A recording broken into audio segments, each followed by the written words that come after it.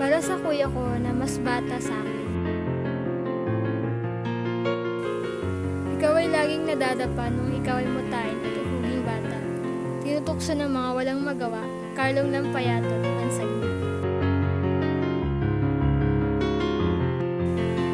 Madalas tayong mag-asaran, minsan nauuwi sa pikunan. Madalas din kitang nasasaktan, pero ikaw ay di lumalaban. Kapag tayo pinapalo ni Papa, umiiyak lang tayo sa tuwina. O isang beses tumakbo tayo sa may mangga. Minsan sa ilalim ng maduming likpitan na pumilit pumunta. Sabay tayo naglalakad papunta ng school ng elementarya. Iisa lang din ang school natin nung tayo nasa bayan. Halos sabay tayong tumanda, ngunit ang mga isip natin ay nananatiling bata. Marami tayong bagay na pinagkakasunduan, ngunit mas marami din tayong bagay na di magkaintindihan. Iba ang prinsipyo mo sa buhay kaya humahanga ako sa iyong tunay. Ikaw yung kuya ko na nasasabihan ko ng problema, nagsasabi sa akin kung anong mahalaga, nagpapaalala sa akin ng respeto, na nagpapatunay na mayroon pa ring mabuting tao sa mundo. Ikaw yung kuya ko na nagpapakita sa akin ng pagpapakumbaba, na simbolo ng pagiging payapa, na sa buhay di mo naman kailangan ng yaman, na ang kailangan lang naman ay Diyos na maaasahan.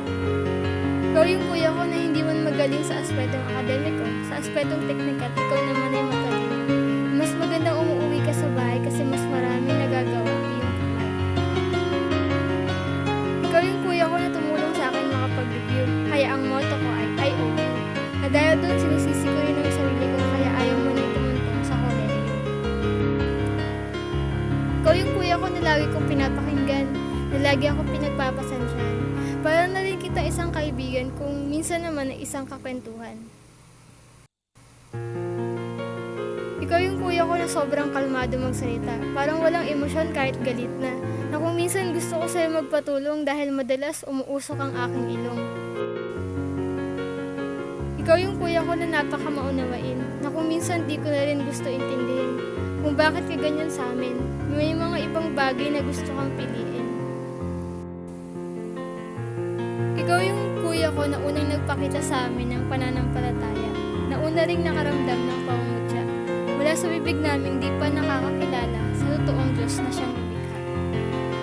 Ikaw yung kuya ko na napakahirap ng kausapin, napakahirap hagilapin, na napakahirap awayin dahil sa katwiran ay di mabibitin. Ikaw yung kuya ko na puro tinapay ang kinakain, na hindi tumataba kahit anong gawin, na hanggang ngayon ay patpatin, na masarap pa ring asarin.